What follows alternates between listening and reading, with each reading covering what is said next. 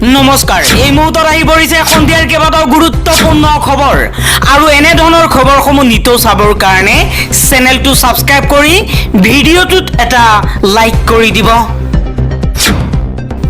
এই মুহূৰ্তত জনাই আছো এটা গুৰুত্বপূৰ্ণ খবৰ অসমৰ মাটিৰ পৰা বাংলাদেশীৰ লগতে মৌলবাদীও উৎখাত কৰিব লাগিব। অসমৰ জাতিটোৰ কাৰণে চৰকাৰে যিটো অভিযান চলাইছে সেই অভিযান নিৰন্তৰে চলাই যাব লাগে। এবাৰ সৰব হৈ পৰিছে সদৌ অসম ছাত্ৰ সন্থাৰ মুখ্য উপদেষ্টা সমুজ্জ্বল কুমাৰ ভট্টাচাৰ্য। পৰৱৰ্তী খবৰ গৰমৰ কাৰণে গুৱাহাটীত পাঠদানৰ সময় সলনি কৰা হৈছে।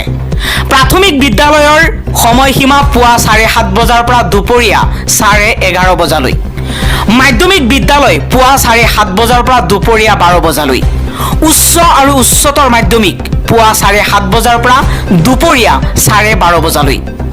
বুধবাৰৰ পৰা সোমবাৰলৈ প্ৰযোজ্য হৈ থাকিব এই নিয়ম।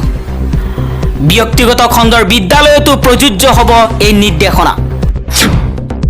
আন এটা খবৰ জাতিগত গণনাই সহায় কৰিব সংখ্যালঘুসকলক।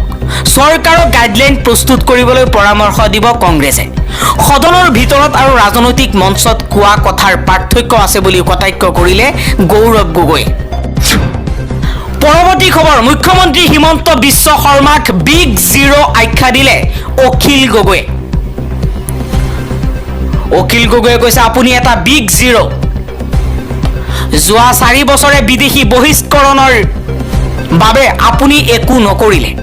আপোনাৰ দিনতে অসমত আইনগতভাৱে বহিষ্কৰণ আটাইতকৈ কম হৈছে। এতিয়া নিৰ্বাচন আহিল, হিন্দু মুছলিম কৰিবলৈ আপুনি বিদেশী খেদাত জঁপিয়াই পৰিল।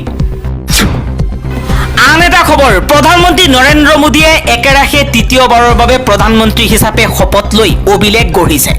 ভাৰতক এতিয়া বিশ্বই শক্তিশালী ৰাষ্ট্ৰ হিচাপে স্বীকাৰ কৰিছে। প্ৰধানমন্ত্ৰী নৰেন্দ্ৰ মোদীৰ তৃতীয়বাৰৰ কাৰ্যকালক লৈ মন্তব্য কৰিছে মুখ্যমন্ত্ৰী হিমন্ত বিশ্ব শৰ্মাই। আন এটা খবৰ 1979 চনৰ পৰা সদৌ অসম ছাত্ৰ সন্থাই কৈ আহিছে অসমত বিদেশী আছে আৰু বহিষ্কাৰ কৰক। ভাৰত পাকিস্তান সীমান্তৰ দৰে ভাৰত বাংলাদেশ সীমান্ত কটকটীয়া কৰিবলৈ আহ্বান জনাইছে চৰকাৰক উৎপল শৰ্মাই। উৎপল শৰ্মাই কৈছে দিনক দিনে বৃদ্ধি পাইছে বাংলাদেশীৰ সংখ্যা। 1979 চনৰ পৰা সদৌ অসম ছাত্ৰ সন্থাই কৈ আহিছে যে অসমত বিদেশী আছে আৰু বিদেশী আহি আছে।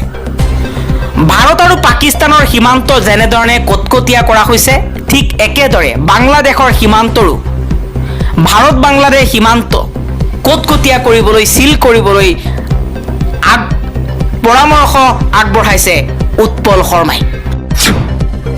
আন এটা খবৰ কংগ্ৰেছে নষ্ট কৰিলে উত্তৰ পূবৰ ভৱিষ্যত। মন্তব্য কৰাৰ নৈতিক অধিকাৰ নাই কংগ্ৰেছৰ। এইবাৰ কংগ্ৰেছৰ বিৰুদ্ধে সৰব হৈ এই মন্তব্য কৰিছে সৰ্বানন্দ সোণোৱালে। কেন্দ্ৰীয় মন্ত্ৰী সৰ্বানন্দ সোণোৱালে কংগ্ৰেছক আক্ৰমণৰ লক্ষ্য কৰি লৈ কয় যে উত্তৰ পূবৰ উন্নয়নৰ ক্ষেত্ৰত মাত মতাৰ কোনো নৈতিক অধিকাৰ কংগ্ৰেছৰ নাই। পৰৱৰ্তী খবৰ উত্তৰাখণ্ডত উদ্ধাৰ হৈছে লোকসেৱা আয়োগৰ পৰীক্ষাৰ প্ৰস্তুতি চলাই থকা অসমৰ ছাত্ৰীৰ মৃতদেহ। যোৱা 6 জুনৰ পৰা উত্তৰাখণ্ডত নিৰুদ্দেশ হৈ থকা ডিমা হাছাও জিলাৰ এগৰাকী 25 বছৰীয়া যুৱতীৰ মৃতদেহ উদ্ধাৰ হোৱা ঘটনাই চাঞ্চল্যৰ সৃষ্টি কৰিছে। জানিব পৰা মতে উত্তৰাখণ্ডৰ পৌৰী গড়ৱাল জিলাত যুৱতীগৰাকীৰ মৃতদেহ উদ্ধাৰ হৈছে। খবৰ অনুসৰি মৃত যুৱতীগৰাকী সোণতিলা হোজাই গাঁৱৰ বাসিন্দা ৰশ্মিতা হোজাই।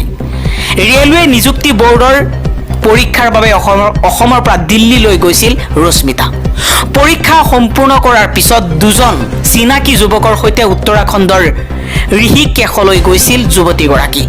ইয়াৰে এজনক হাৰিয়ানাৰ প্ৰাক্তন সহপাঠী হেমন্ত শৰ্মা বুলি চিনাক্ত কৰা হৈছে। ঋষিকেশৰ শিৱপুৰী অঞ্চলত কেম্পিঙৰ পৰিকল্পনা কৰিছিল তেওঁলোকে। কিন্তু খবৰ অনুসৰি 6 জুনৰ সন্ধিয়া ৰশ্মিতা নিৰুদ্দেশ হৈছিল। তেওঁৰ সংগীসকলে দাবী কৰিছিল যে তেওঁ গংগা নদীৰ ওচৰত নিৰুদ্দেশ হৈছিল আৰু স্থানীয় এজন বাসিন্দাই কেম্প সাইডৰ ওচৰত এগৰাকী মহিলা পানীত ডুব যোৱা প্ৰত্যক্ষ কৰা বুলি জানিবলৈ দিছিল।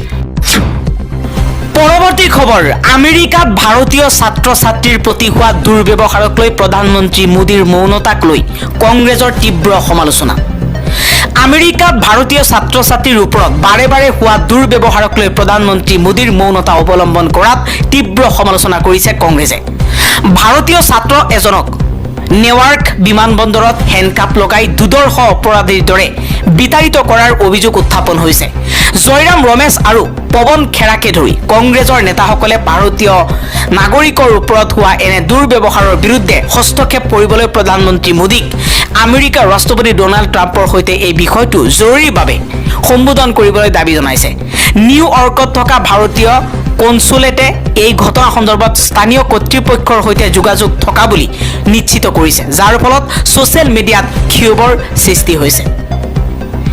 কংগ্ৰেছৰ সাধাৰণ সম্পাদক জয়ৰাম ৰমেশে মোদী চৰকাৰে বহিৰাষ্ট্ৰত ভাৰতীয়ৰ সন্মান আৰু মৰ্যাদা ৰক্ষা কৰাত ব্যৰ্থ হোৱাৰ অভিযোগ উত্থাপন কৰি কয় যে 2024 চনত আমেৰিকাত প্ৰায় 3.37 লাখ ভাৰতীয় ছাত্ৰ ছাত্ৰীয়ে উচ্চ শিক্ষা গ্ৰহণ কৰি আছে, যিটো আমেৰিকাৰ কেম্পাছত থকা বিদেশী ছাত্ৰ ছাত্ৰীৰ 1/3।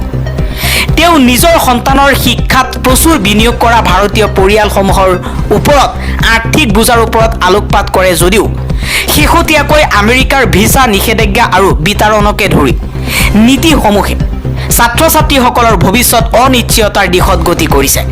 ৰাষ্ট্ৰপতি ট্ৰাম্পে পাকিস্তানৰ সৈতে যুদ্ধবিৰতিৰ বাবে ভাৰতক হেঁচা প্ৰয়োগ কৰাৰ দাবীৰ উদাহৰণো ৰমেশে উল্লেখ কৰি কৈছে যে মোদীৰ মৌনতাই ভাৰতীয় স্বাৰ্থ ৰক্ষাৰ সাহসৰ অভাৱ প্ৰতিফলিত কৰিছে।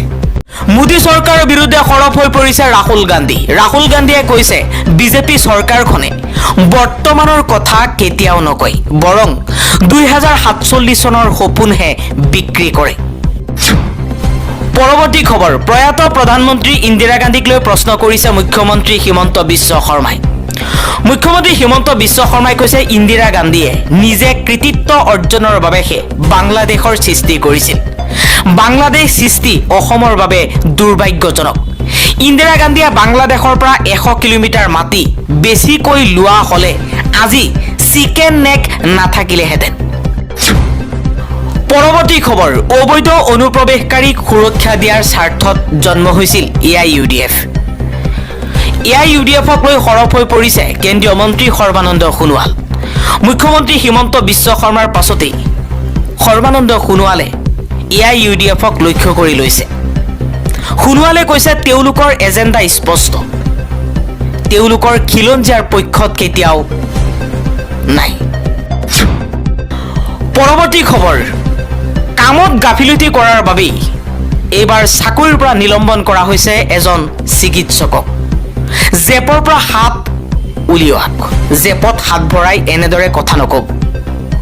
আজিৰ পৰা আপুনি চাকৰিলৈ আহিব নালাগে, আপোনাক নিলম্বন কৰা হৈছে।